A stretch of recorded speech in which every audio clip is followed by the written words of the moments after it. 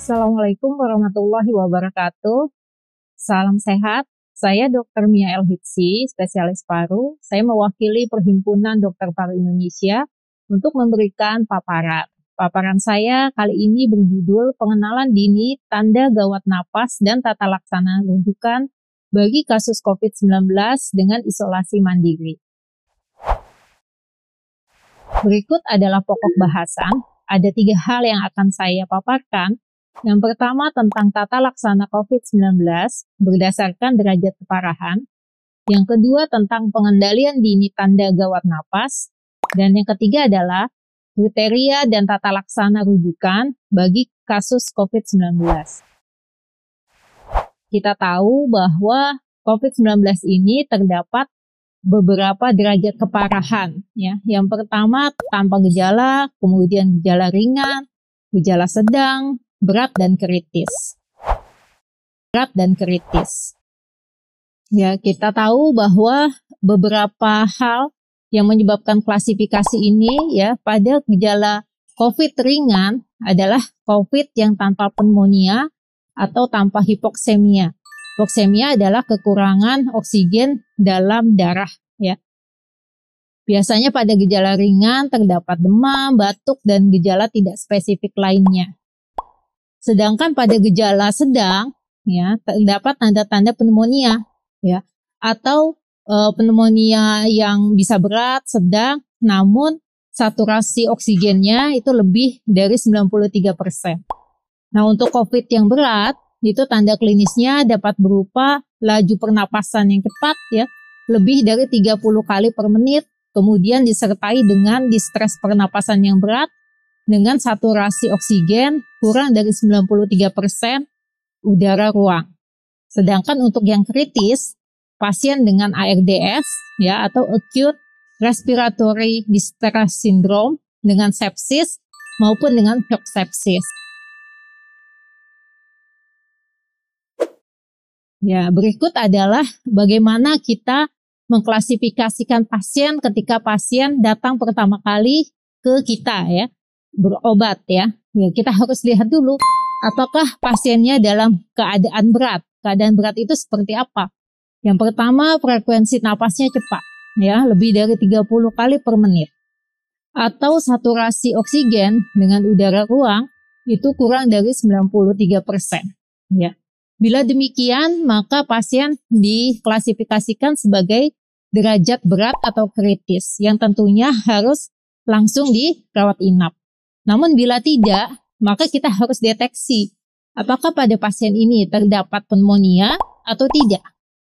Bila ya, maka pasien termasuk dalam kategori sedang dan pasien harus dirawat inap.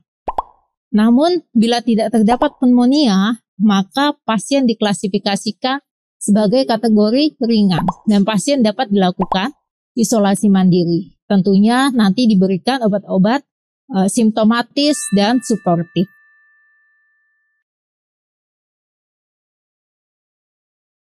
Nah, ini adalah bagaimana kita menindaklanjuti pasien setelah kita diagnosis pasien di awal ya.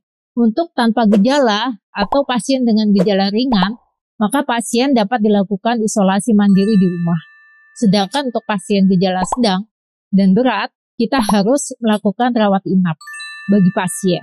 Nah, masalahnya ketika kita di awal mendeteksi pasien atau mengklasifikasikan pasien tanpa gejala atau gejala ringan di awal, apakah pasien ketika isolasi mandiri akan selamanya menjadi pasien yang tanpa gejala, selamanya menjadi pasien dengan gejala ringan? Nah, karena bisa jadi pasien tanpa gejala atau gejala ringan di awal, selama isolasi mandiri, dia dapat berpindah ya, beralih menjadi gejala sedang atau bahkan gejala berat atau sampai kritis. Nah, inilah yang harus kita deteksi selama isolasi mandiri di rumah.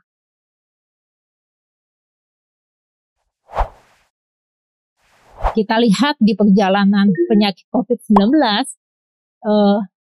gejala sesak atau gejala sesak berat ya sampai gagal napas atau yang disebut dengan ARDS itu dapat terjadi sekitar pekan kedua ya, awal pekan kedua hari ke-8 sampai hari ke-12. Jadi bisa jadi pasien yang diisolasi mandiri, nah lalu kemudian terjadi perburukan, ya dapat terjadi gejala yang berat sampai kritis. Nah, kita mengenal sekarang tipe-tipe atau jenis gangguan napas. Ya, gangguan bernapas atau gangguan napas itu terdiri dari 4 klasifikasi yang bisa jadi ini merupakan sesuai dari tingkat keparahan.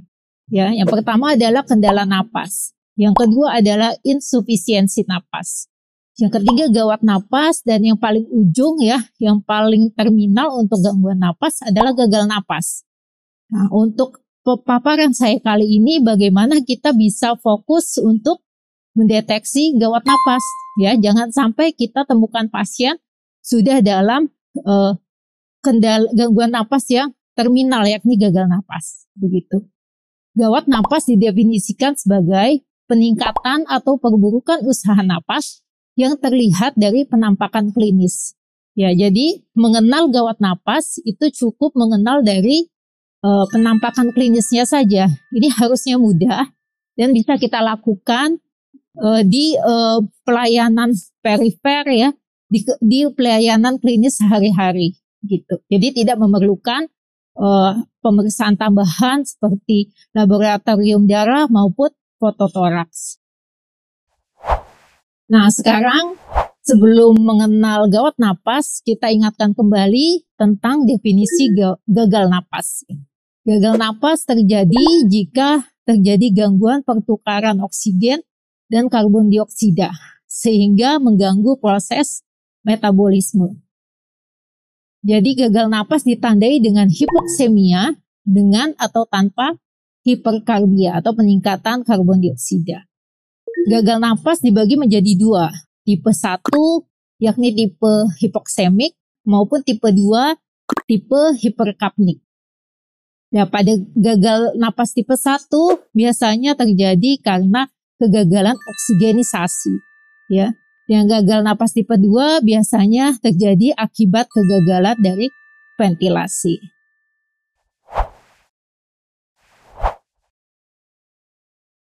Nah, ini sebagai ilustrasi bila terdapat pasien COVID-19 ya kemudian si virusnya ini masuk ke dalam saluran napas, terus masuk dia sampai ke alveolus ya, maka si SARS-CoV-2 ini dapat memicu proses inflamasi ya.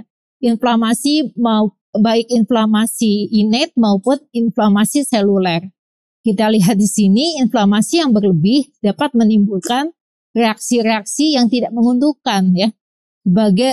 Seperti ekstravasasi dari sel-sel inflamasi ya, kemudian juga terjadi eksudatif penumpukan zat-zat inflamasi atau hasil-hasil reaksinya sehingga terjadi gangguan pertukaran gas. Inilah yang menyebabkan pasien COVID-19 yang berat maupun kritis dia akan kekurangan oksigen.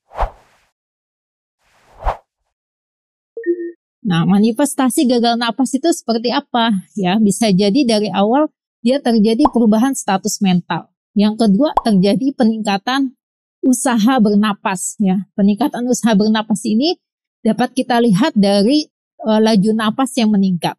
Kemudian bisa kita lihat juga dari penggunaan otot bantu napas, retraksi dan juga napas yang paradoks. Dapat juga terjadi takikardi atau peningkatan nadi, ya, keringat dingin ya sampai hipertensi. Dan manifestasi gagal napas yang paling akurat memang kita lihat dari nilai gas darah arteri yang tidak normal. Nah, ini untuk yang tipe hipoksemik ya, kita bisa lihat kalau dia PaO2 atau tekanan oksigen pada arteri kurang dari 60 mm air raksa. Kemudian saturasi, baik saturasi puls, oximetri maupun saturasi dalam arteri itu kurang dari 90%, 91%. Atau juga rasio PaO2 dibagi dengan fraksi oksigennya kurang dari 300. Nah, untuk gagal napas tipe hiperkapnik, itu adalah tipe hipoksemik ditambah dengan peningkatan karbon dioksida lebih dari 50 cm air, ya, dengan pH yang kurang dari 7,35, begitu.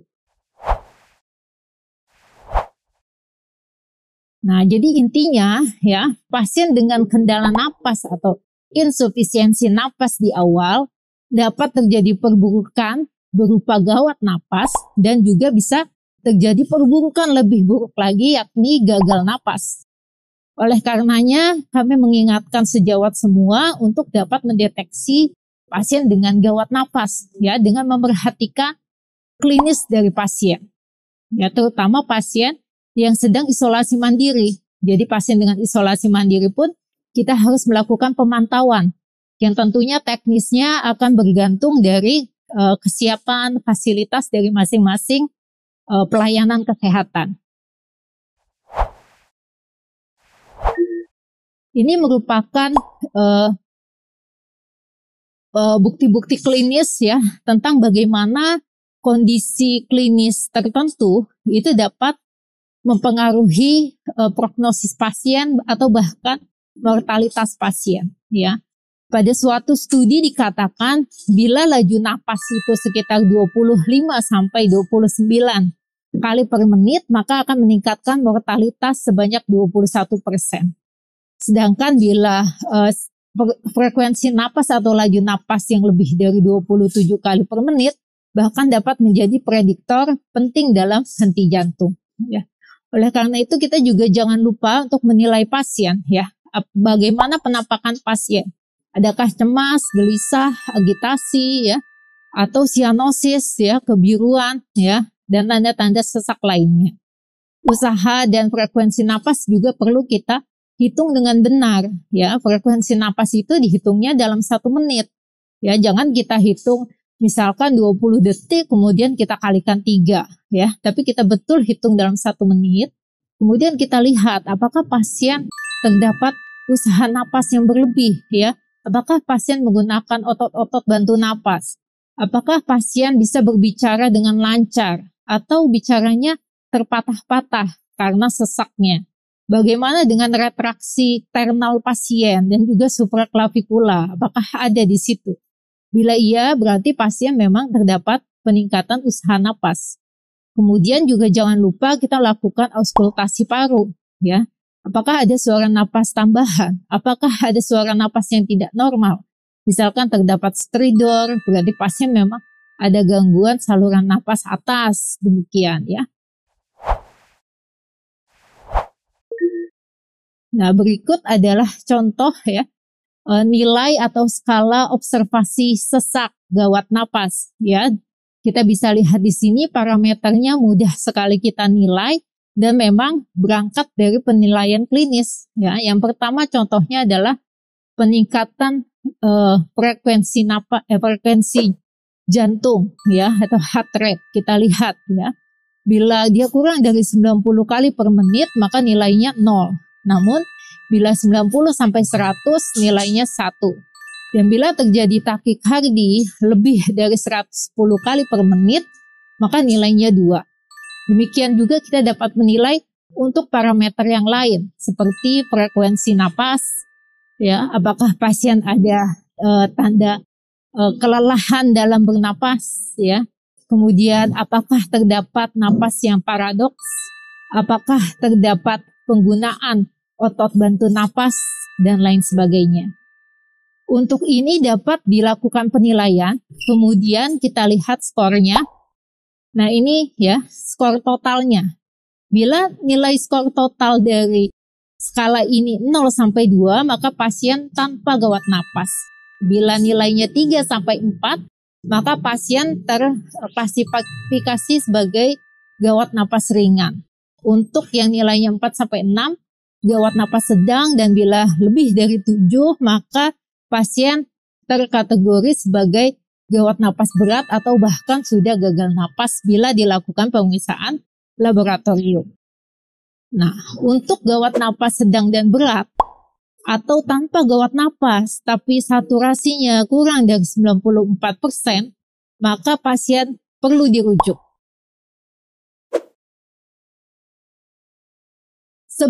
bila kita mendapatkan pasien yang tadi ya, pasien perlu dirujuk. Maka sebelum dirujuk kita harus langsung memberikan terapi oksigen pada pasien. Ya, jangan sampai pasien diberikan terapi oksigen bila sudah sampai di tempat rujukannya. Tidak, tapi airway, breathing, dan circulation itu tetap kita utamakan di awal. Ya, kita lihat penilaian awal. Apakah pasien terdapat gangguan dari patensi jalan napas? Apakah pasien terdapat henti jantung? Bila ya, maka pasien terindikasi untuk intubasi. Maka kita perlu intubasi pasien ya sambil kita rujuk pasien.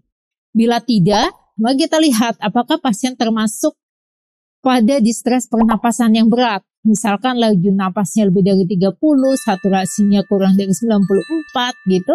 Bila iya, maka kita perlu berikan terapi oksigen yang paling optimal yang kita punya. Contoh, kita punya nasal kanul atau kanula hidung, kita berikan 6 liter per menit.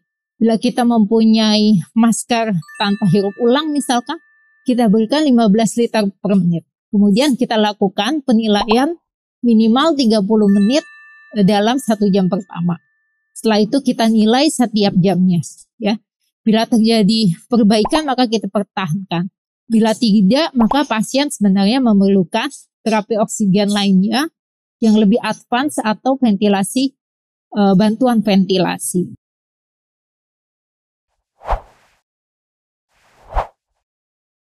Ini adalah bagian dari ringkasan paparan saya ya. Jadi pasien dengan diagnosis COVID-19 rawat sesuai dengan tingkat keparahan.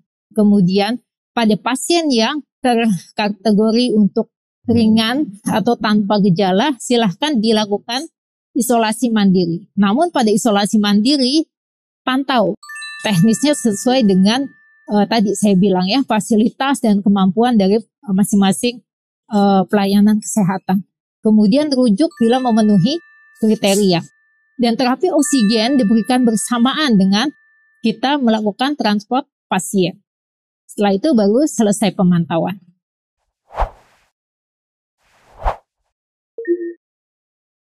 Jadi saya dapat simpulkan bahwa diperlukan penilaian gejala sesuai derajat keparahan COVID-19 saat diagnosis awal. Yang kedua, gejala sedang, berat, dan kritis tentunya dirawat di rumah sakit.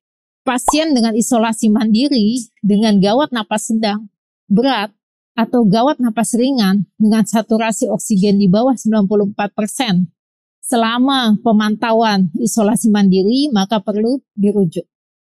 Terapi oksigen yang rasional untuk semua kasus perlu dilakukan ya, sambil kita melakukan perujukan pasien. Demikian paparan yang bisa saya sampaikan. Terima kasih atas perhatiannya. Wassalamualaikum warahmatullahi wabarakatuh.